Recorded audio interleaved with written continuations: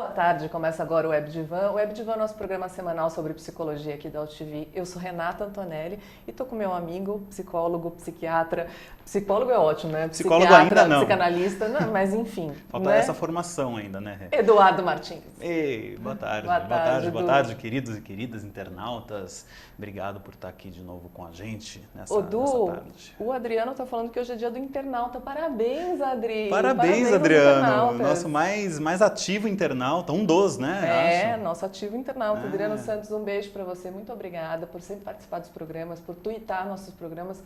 Um beijo muito especial para você. Joyce, que também está aqui, um beijo para você. Verley, um beijo para você. Tatiana Godoy, muitos beijos para todo mundo que está assistindo o programa de hoje. O Web Divan de hoje nós vamos falar sobre envelhecer, né? Do envelhecer. Um tema, né, que, assim, não dá para a gente pensar se não for também pelos olhos da psicologia. Eu acho que a psicologia, ela foi uma das primeiras ciências, depois da medicina, a pensar o que a gente podia contribuir com o envelhecimento, no sentido de prevenção, né, de inclusive pensar o envelhecimento, né? Acho que a psicologia tem isso que é legal, que a filosofia também tem, né? De pensar um pouco o mundo.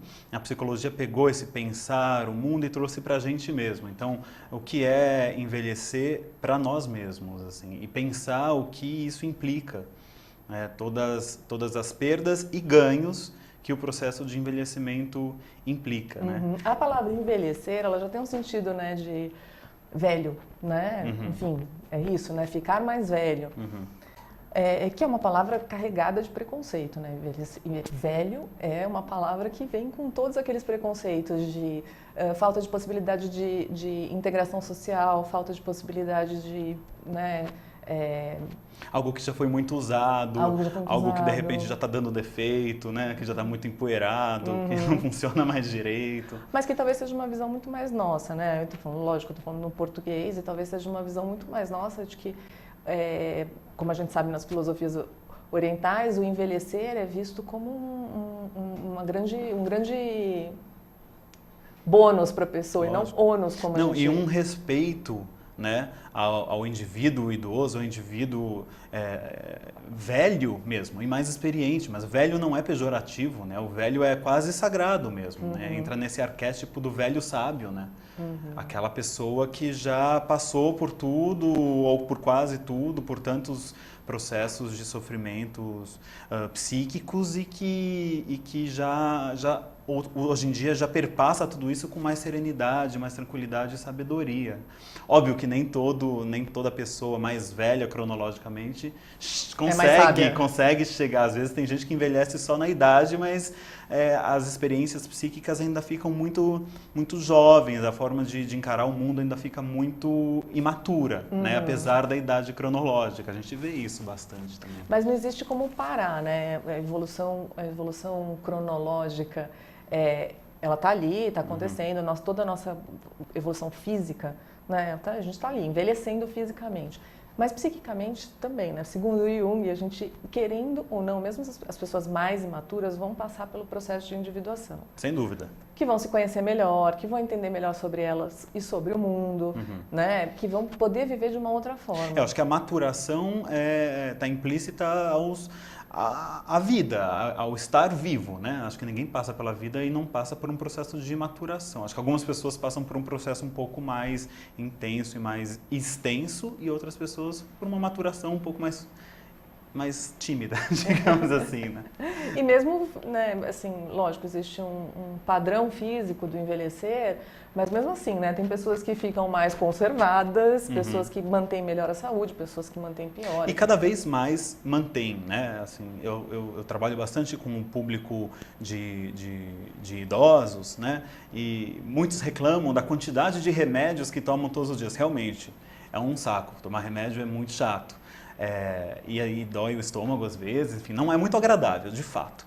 Mas a população só envelhece cada vez melhor, com menos sintomas, com menos doença, com mais qualidade de vida, por causa também dos avanços da medicina, dos medicamentos. Então, tem aí seus prós, né? Assim, a população está cada vez mais velha. Então, acho que é bem pertinente o nosso tema hoje aqui, de falar sobre esse envelhecer. Né? É interessante, né, que quando eu me imaginava na minha idade, que eu não preciso falar quanto é, mas enfim...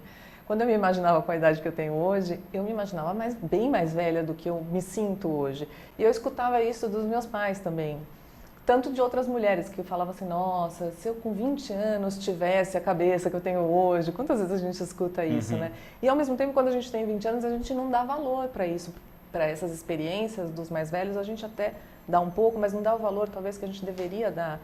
Por isso, porque a sociedade também não incentiva que a gente entenda os nossos velhos, eu acho que agora muito mais. Acho que nós aqui dos países novos, né, das Américas, estamos agora começando a aprender isso, porque a gente não tem escolha, a população está aí, tá mais velha, e uma população mais velha e mais ativa, porque antes envelhecer significava ficar em casa, né? Tipo, acabou a parte ativa da vida, a parte produtiva, quer dizer, está trabalhando, está rendendo, tal.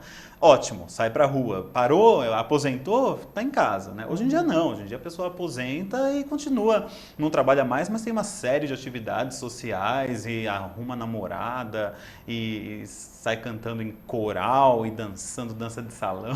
Né? Talvez seja a idade que você tem mais a sua própria vida na sua mão, né? Onde você mais tem propriedade sobre sua vida, que você consegue fazer melhor suas escolhas, tem menos pessoas que dependem de você, tanto pais, né, quanto filhos. É uma idade que você fica muito livre. Pois é. Não, e assim, eu agora nessa última viagem, né, nesses países europeus, que são países velhos, é o velho mundo, né? O velho mundo está muito preparado para os velhos, né? Quer dizer, tem uma estrutura social que possibilita que a vida seja muito mais tranquila. Então, você vê uma população bem idosa mesmo, mas andando de bicicleta pelas cidades, porque isso é fácil, andando para lá e para cá, porque o transporte público é mais eficaz e tem toda a estrutura de apoio para as condições físicas do velho, do idoso, né, que é diferente das nossas, dos jovens, das nossas. Já estou me colocando como jovem aqui, já achando que ainda sou muito jovem. Edu, a gente sempre é velho para alguém. Pois é, eu já sou velho para muita gente, essa que é a questão. O Renato Mezan, né, que é um professor da PUC, enfim, escreveu vários livros, ele fala exatamente isso, nós somos sempre velhos para alguém, sempre a gente, né, alguém vai olhar para a gente e falar assim, nossa, como essa pessoa é velha. Né? A gente sempre vai estar ali numa escala mais velha que os outros, né? Uma planta que já está quase morrendo, ela é bem mais velha do que uma planta que acabou de nascer. Não, lógico, a gente começa a morrer no primeiro segundo de vida, né? A gente já nasce morrendo, né? A gente começa a morrer ali, não tem escapatória para isso. Né? Mas tem pacientes jovens meus, jovens que eu digo adolescentes ou adultos jovens na faixa de 18 a 20 anos, que já me contam algumas experiências que eles vivem como se essas experiências fossem de outro mundo, ou seja, já não pertencem mais ao meu mundo, né? Então, assim, esse já é tiozinho, já não sabe o que eu tô falando quando eu falo de... Explica melhor, né? Eu falo de balada, fica, olha, balada é assim. Eu falo, eu ainda tenho as minhas baladinhas, eu sei ainda como é isso. Mas não tem jeito, a gente vai perdendo mesmo. A gente vai ganhando e vai perdendo. É uma merda por um lado, mas é uma delícia por outro, né? É verdade. Dá um pouco, eu acho que assim, o que dá justamente a angústia de envelhecer é a questão da morte, né? Assim, enquanto a gente vai se aproximando de um estado onde a gente não sabe o que vai acontecer com a gente, quando, né? A gente vai tendo mais consciência de que a gente vai morrer, de questões ligadas à morte também, e por isso a gente vai ficando com mais medo. A gente vai tendo menos anos de vida, o que logicamente é simbólico em parte, né? Porque a gente nunca sabe se a gente não vai morrer amanhã. Então, por que a gente está se questionando se a gente vai morrer daqui 50 ou 40 anos? Pois é, né? Esse fenômeno que o Thomas Mann, que é aquele autor famoso, né? Ele tem um texto lindo que chama Louvor à Transitoriedade, né? Que é esse fenômeno da transitoriedade, quer dizer, a vida é transitória, é finita, as coisas não são eternas, né? Nada. Nossa pele, enfim, nossa disponibilidade física, nossos relacionamentos, nossos bichos de estimação, nossos entes queridos, nossos empregos, quer dizer, nada é eterno, tudo Tudo tem um... Tudo que existe morre, né? Tudo, principalmente tudo que tem vida. Tudo que tem vida, exatamente. O que não tem vida ainda fica, né? Aquela rocha fica lá, as rochas estão lá, né? Há séculos, mas o que tem uma vida pulsátil, digamos assim, tem um fim, né? Tem uma história muito legal, até a gente separou alguns vídeos do YouTube para ilustrar algumas coisas que a gente... para ilustrar e até para servir como gatilho aqui, né? Eu acho que o da palmeira é legal para a gente mostrar esse exemplo de como tudo vai envelhecer e de uma determinada forma. E o que isso gera nas pessoas, eu acho que isso é bacana. Tem um vídeo sobre uma palmeira que um carioca gravou do próprio celular, quando estava indo para o trabalho no ônibus, ele gravou uma imagem de uma palmeira no aterro do Flamengo, no Rio de Janeiro. Se tiver fácil aí, seria legal da gente dar uma olhadinha nesse vídeo agora, não sei como é que tá. Mas é uma palmeira que se chama palmeira talipote. E o que acontece com essa palmeira é que ela foi plantada em 1965 no aterro do Flamengo, pelo Burle Marx, e é uma palmeira que dura de 50 a 100 anos, quer dizer, é um período longo, mas que ela passa a vida inteira para florescer apenas uma vez. E quando ela floresce, que às vezes demora até 100 anos para isso acontecer, ela morre alguns meses depois. Então, há 2 anos, em 2011, as palmeiras talipô ou talipote, eu não sei como é que pronuncia, do aterro do Flamengo, floresceram. E isso gerou, saíram até várias matérias no jornal sobre esse assunto, e gerou um afã na população que passava por lá e via aquilo, sabendo que aquilo ia acabar. Né? Aquilo não ia ficar lá para sempre. E depois que acabasse, aquelas palmeiras iam morrer. Quer dizer, elas não iam florescer de novo no ano que vem. Então isso elas são as próprias expressões da morte, né? O florescimento é a própria expressão da morte. Exato. Assim como o orgasmo, por exemplo, em francês, né, que é petit mort, a pequena morte, né? Esses momentos assim que não são eternos, é um prazer que só é prazeroso, eu acho, por não ser eterno, né? O Freud coloca no texto dele sobre a transitoriedade que a gente só consegue sentir prazer nas coisas porque elas não são eternas, mas ao mesmo tempo, às vezes por saber que as coisas não são eternas, a gente já começa a sofrer por antecipação e aí a gente não aproveita também aquilo, né? A gente sabe que o verão vai acabar. E daí, se a gente fica o verão inteiro preocupado com o fim do verão, a gente não aproveita o verão, né? E aí, mas na maioria das vezes a gente está preocupado com o que vai acontecer depois. Então, o que vai acontecer amanhã, o que vai acontecer daqui a um ano, o que vai ser quando a gente morrer? Não, daqui a pouco a gente vai morrer. A gente está sempre muito preocupado com o que vem depois, com o futuro. Sempre. E pois é. Né? E isso impede com que a gente viva o presente, e que são mensagens filosoficamente tão exploradas, né? O carpe diem, né? O aproveite o dia, aproveite o aqui e agora, né? Não há amanhã, o dia é hoje. Quer dizer, às vezes a gente consegue até ter um pouco essa experiência é uma percepção quase alucinatória de estar apreendendo o momento e vivendo aquilo intensamente, né? Mas isso é tão raro, porque geralmente a gente está vivendo aqui, mas já pensando pro fim do que tá gostoso, mas vai acabar, né? Igual esse é o nosso mal, né? Esse é o nosso mal, esse é o nosso grande mal. O grande problema dos transtornos de ansiedade, o grande problema da ansiedade que a gente sofre. Vamos mostrar o vídeo? Vamos mostrar o vídeo da palmeira?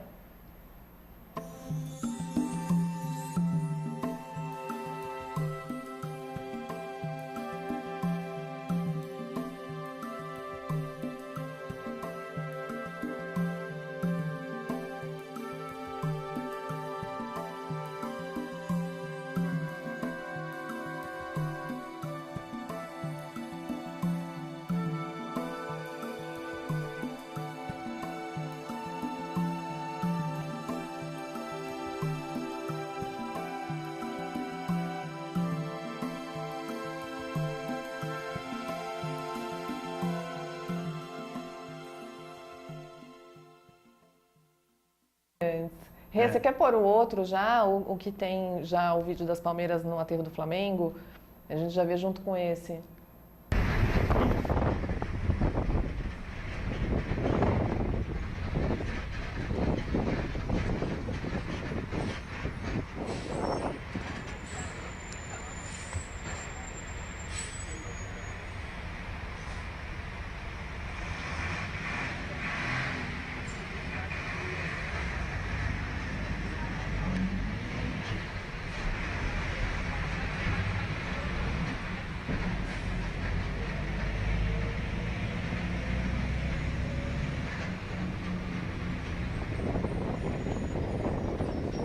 noção de que aquilo não era um evento comum ali. Pois é, tanto que ele gravou no celular, postou no YouTube e ainda colocou a reportagem que saiu, acho que no Estado de São Paulo, na Folha de São Paulo, sobre esse evento.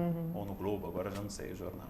Só os conhecedores, né? Só quem já assistiu e quem viu que isso é um fenômeno que não é comum na Palmeira, né? Quem observa, quem fica ali presente para observar. E essa ansiedade que gera essa vontade de engolir aquilo, né?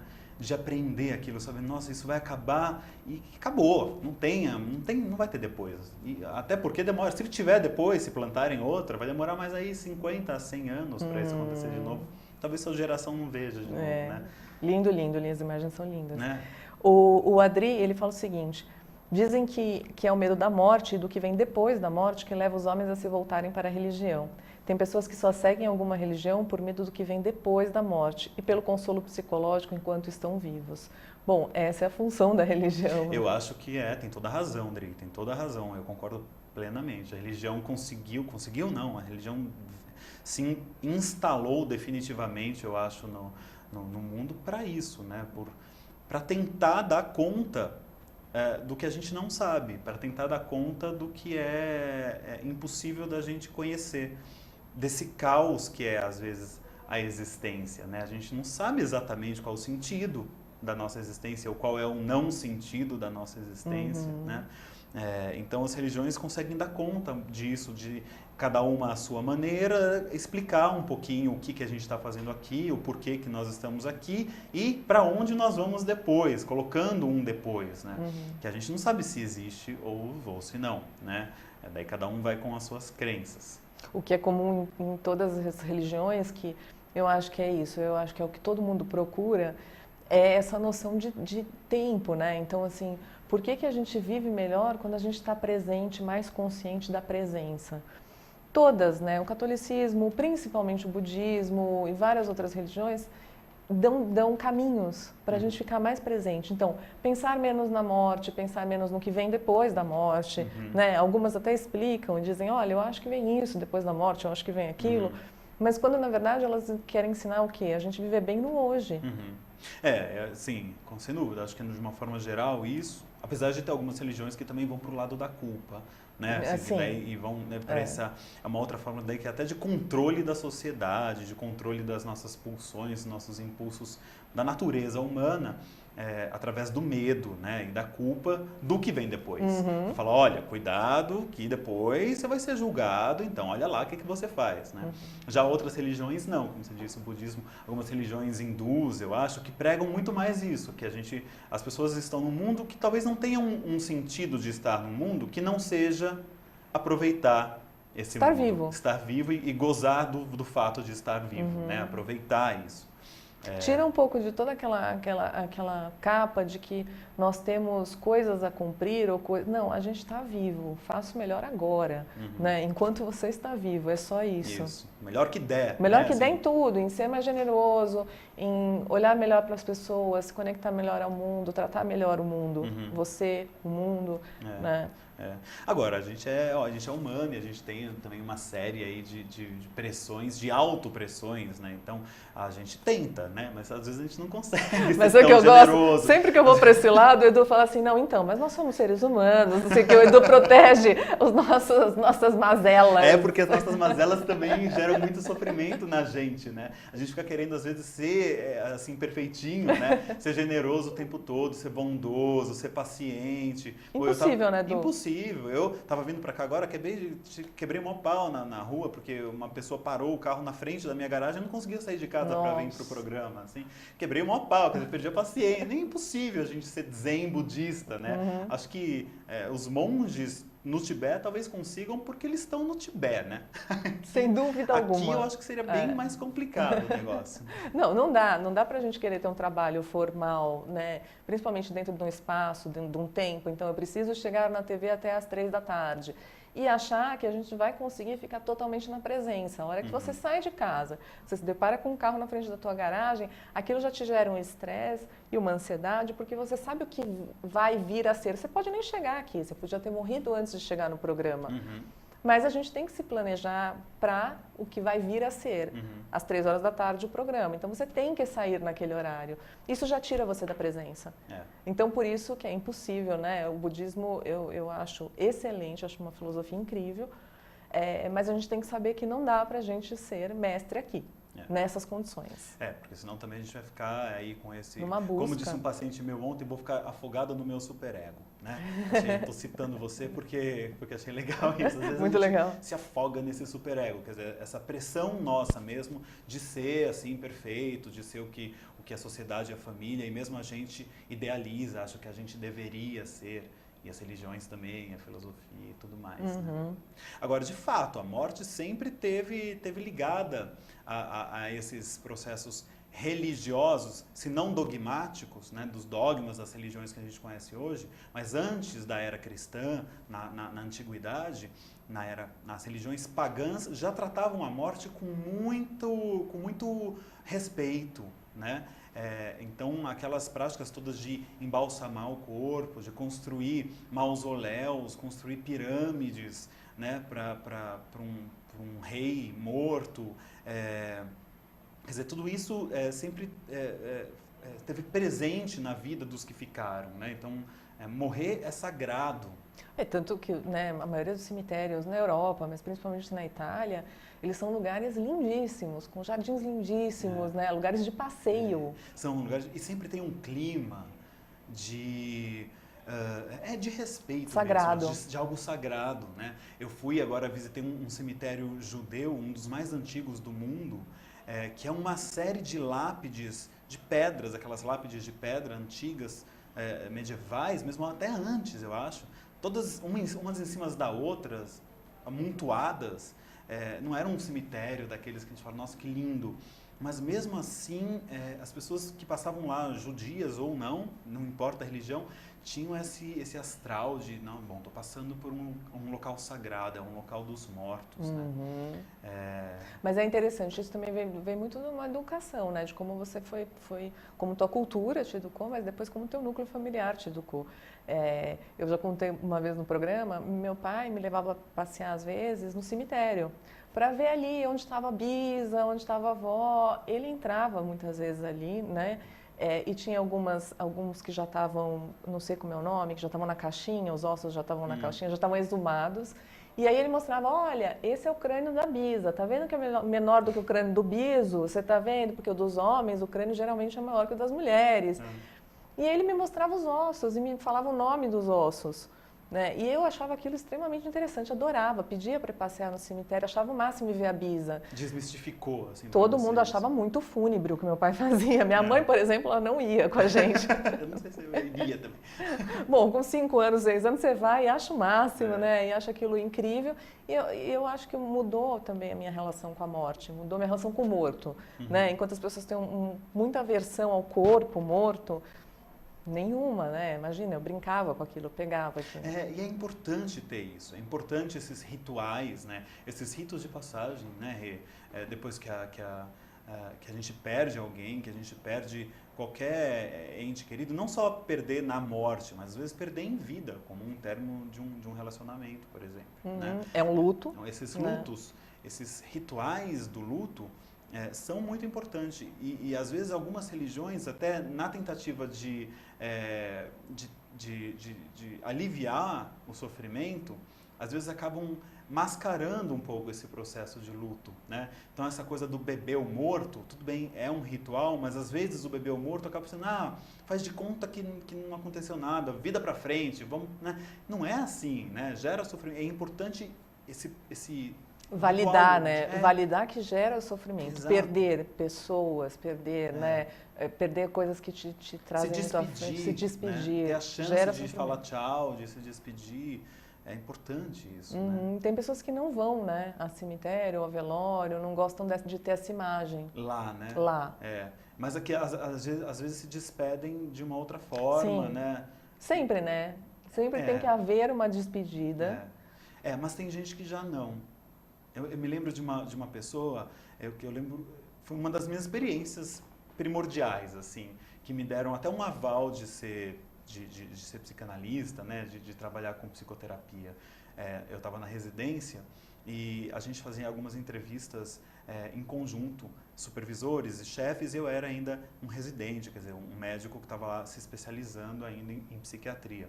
E era uma senhora que veio reclamar muito do trabalho dela, da relação dela com a família e com o namorado que ela tinha, enfim, se questionando de coisas cotidianas do relacionamento e tal. E ela disse assim, muito vagamente, que ela era viúva. E isso passou. E eu lembro que esse encontro era sempre depois do almoço, então estava sempre com muito sono, e como tinha mais gente junto, eu me permitia dar uma viajada, assim, entrar num estado de atenção flutuante. E daí, em algum momento, eu interrompi o relato dela, e não sei em que momento, mas eu perguntei para ela, falei, o que você fez com as roupas do seu ex-marido? E ela ficou bastante ofendida e surpresa assim, com a minha pergunta. Falou, como assim o que eu fiz? Estão lá, onde sempre estiveram. Quer dizer, ela não tinha enviuvado ainda. Uhum. Então, todas as questões ligadas à vida dela, quer dizer, ela trazia muita culpa de continuar viva e ele ter morrido, de poder aproveitar a vida e ele ter morrido, de ter um outro namorado, como se isso fosse uma traição ao marido que já tinha falecido, quer dizer... Então, anos depois, ela não tinha ainda elaborado esse luto, né? Então, a gente vê como é importante esse processo, né? Super. E não quer dizer que a gente, né, indo a um psicólogo, indo a um psiquiatra, isso é uma garantia de que a gente vai elaborar em pouco tempo, porque não é, né? O tempo, ele é necessário para que a gente elabore essas questões, principalmente essas questões que mexem com nossos afetos, e de forma tão profunda, né? Uhum. Sim, ela não vai ver mais o marido em vida, ela vai continuar viva e ele não está mais aqui. Né? Então, isso envolve uma quebra ali muito grande. E eu imagino, se a gente já tem culpa, né? A gente não é culpa, mas, por exemplo, quando a gente acaba um relacionamento, né? Se teve um relacionamento longo, você acaba, existe um processo ali para você melhorar, para você sair, né? Conseguir elaborar tudo aquilo, não ver mais aquela pessoa, faz parte do teu cotidiano. Imagina você casado 30, 40 anos, uma pessoa. De fato, assim, é um rompimento de uma era da sua própria vida, né? É o final de uma era e o começo de outra, né? Em relação ao que você acabou de perder. Além do que, tem uma coisa... Eu lembro de quando a atriz, a Cissa Guimarães, né, que perdeu um filho tragicamente, recentemente, eu lembro de uma entrevista que eu li, que ela deu para a Folha de São Paulo, em que ela falava assim, eu tenho a sensação que meu filho está mais vivo do que nunca.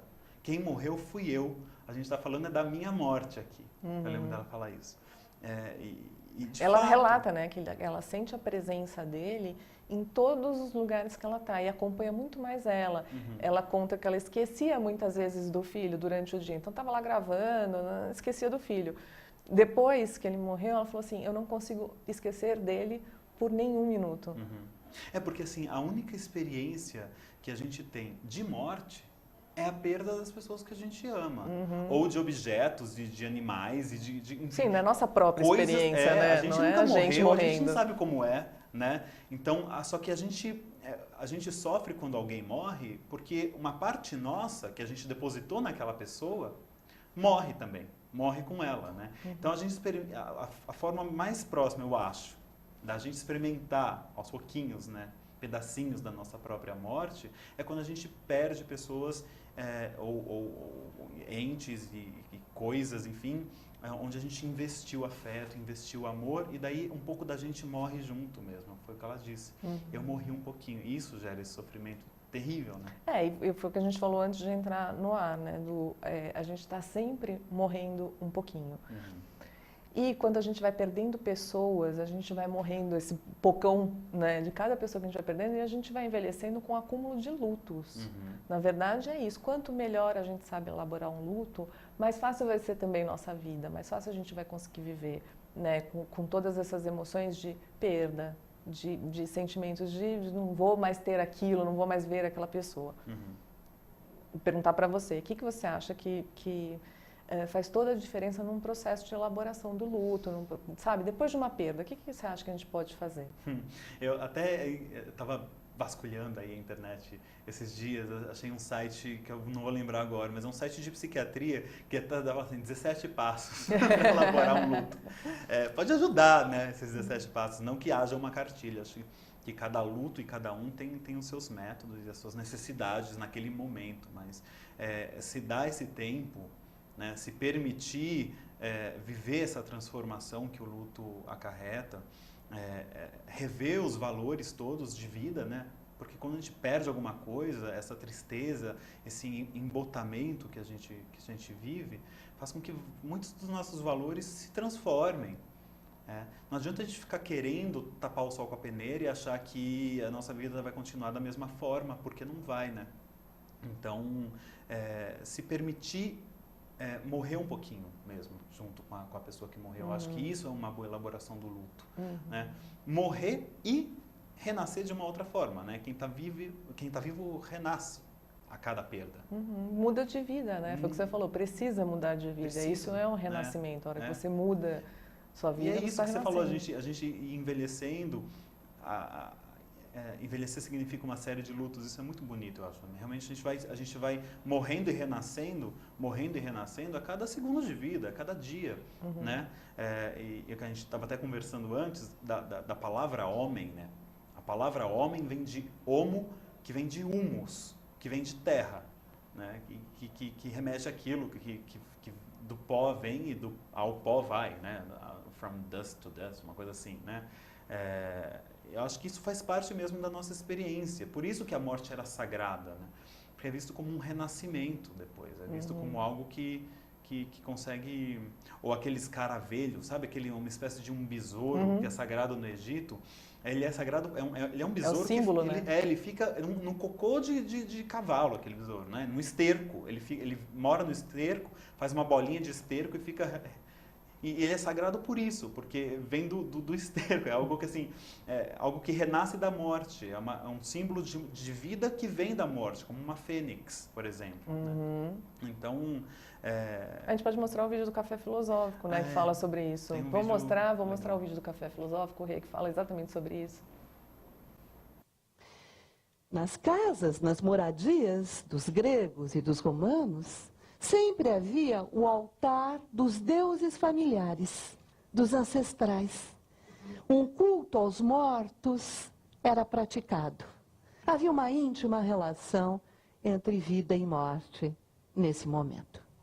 E o enterro dos corpos amados, o enterro dos corpos dos seres amados, tornava a terra sagrada.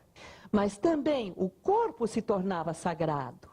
Isso pela seguinte razão, porque o homem, e aí vale a pena trazer também a etimologia, homem que vem de homo e que vem de humus, o homem era feito de terra. Assim dizia a Bíblia, tu és pó e ao pó retornarás. Portanto, nós podemos dizer que no paganismo havia um apego mortal à morte. A morte se fazia presente. Muitas civilizações desenvolveram maneiras particulares de preparar o cadáver de uma pessoa. Para os antigos egípcios, por exemplo, o processo de mumificação era essencial para que o corpo morto pudesse receber de novo a vida. Ainda hoje, algumas culturas preservam os rituais de preparação do corpo, como nos mostra o filme A Partida.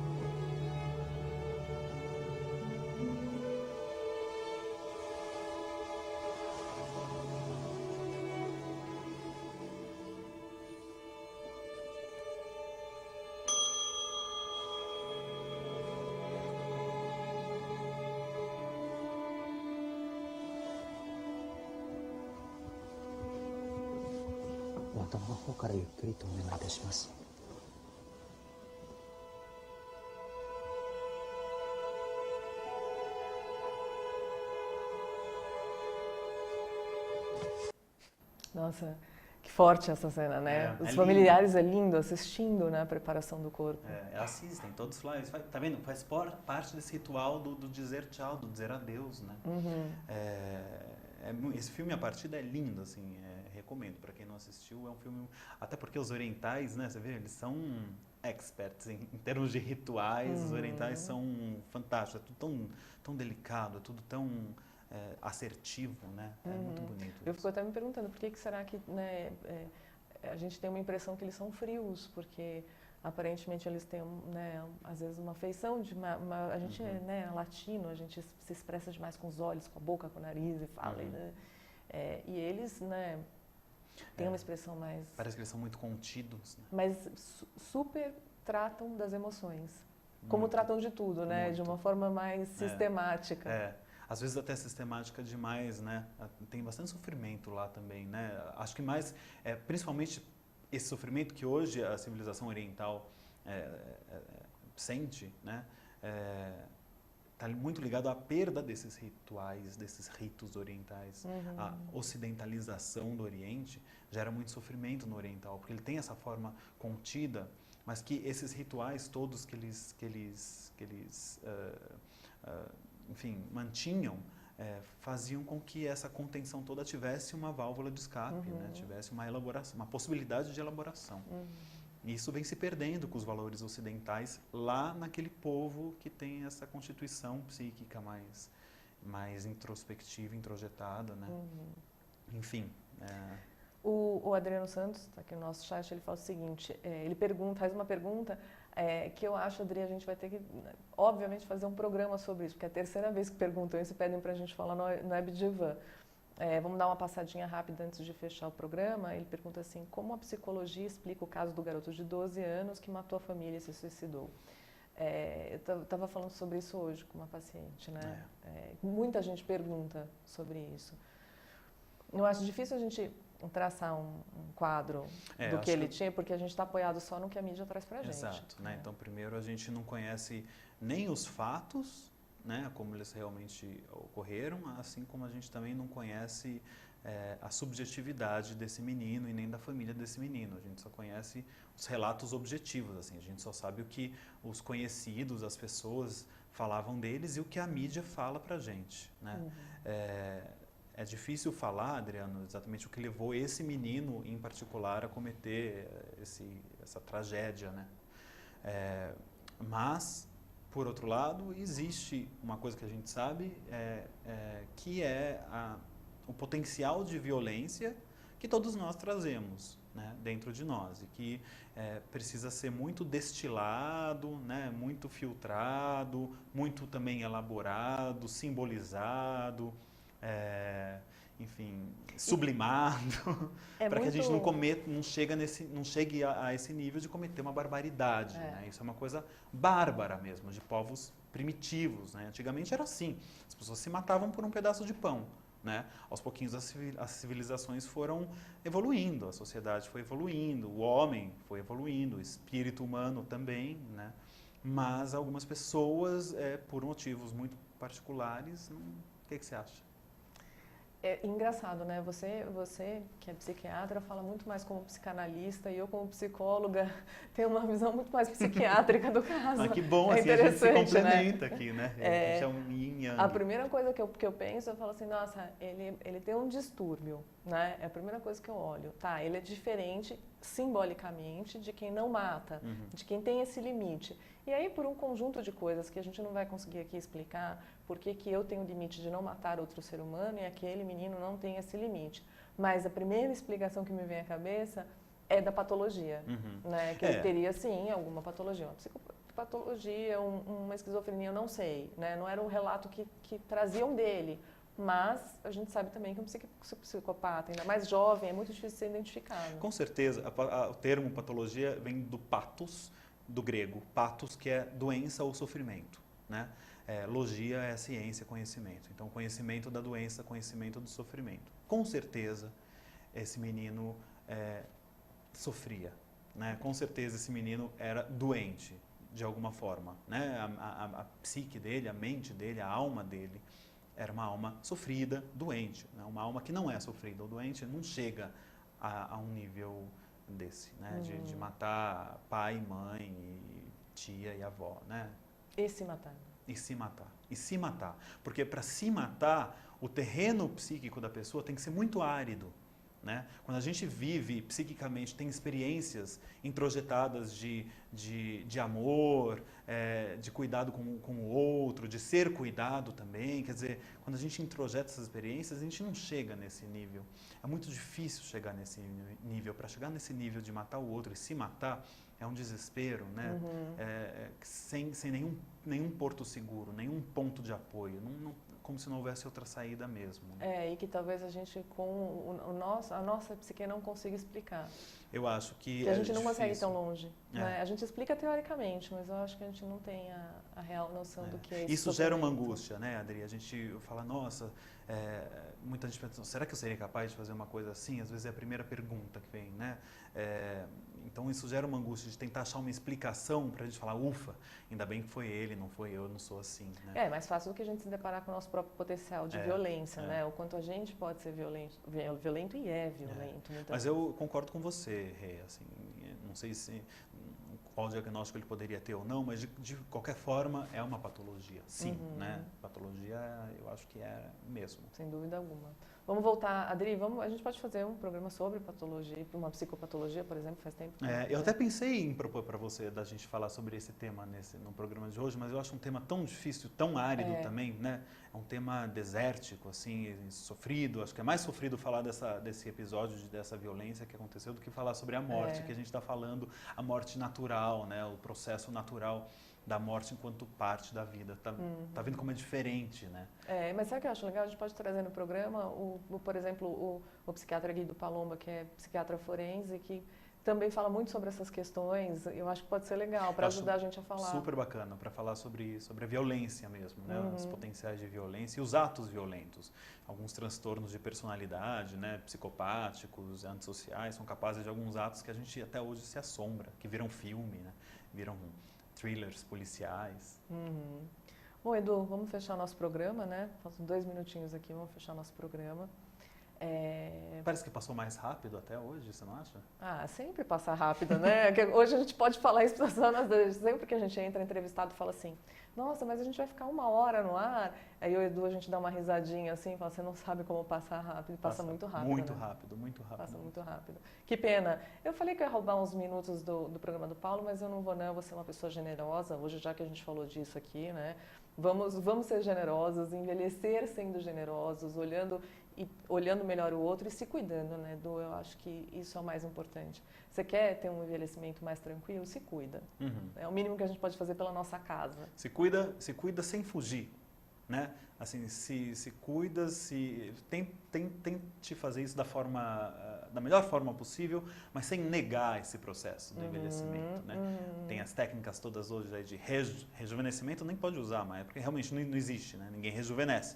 Mas paralisação do envelhecimento. Tenta envelhecer, tenta fazer aí as plásticas mínimas necessárias, quer dizer, colocar o mínimo de botox necessário, quer dizer, tentar não fugir desse processo, porque daí você envelhece mais bonito, mais pleno, com um bem-estar muito maior. É isso aí, Edu. Né? É isso aí, concordo com você. Bom, um beijo muito especial para a Paola, que está aqui no Linha Direta. Não vou falar o que você falou, mas um beijo muito especial para você. Depois eu mostro só para o Du. Du, semana que vem estamos aqui de volta, às 15 horas, Web Divan ao vivo, né? Web Divan ao vivo, semana que vem, 15 horas. E eu queria propor uma coisa, assim, de improviso, mas aos internautas que estão com a gente hoje, que acessem nossa página do Facebook, a página do Web Divan, e que proponham assuntos e temas que vocês gostariam de verem abordados aqui por nós e pelos nossos convidados. Boa, tá, Du, é só entrar na página então do Web Divan no Face, vai lá, põe uma pergunta, fala que você queria discutir algum tema, tipo esse, Adri, fala que você quer discutir sobre esse tema, que aí a gente já coloca em pauta para falar sobre o suicídio, né, e o assassinato desse menino de 12 anos. Parabéns a todos os internautas, hoje é dia do internauta, muitos parabéns a vocês. Muito obrigada pela participação, a Web Divan volta sexta-feira que vem às 15 horas. Beijos.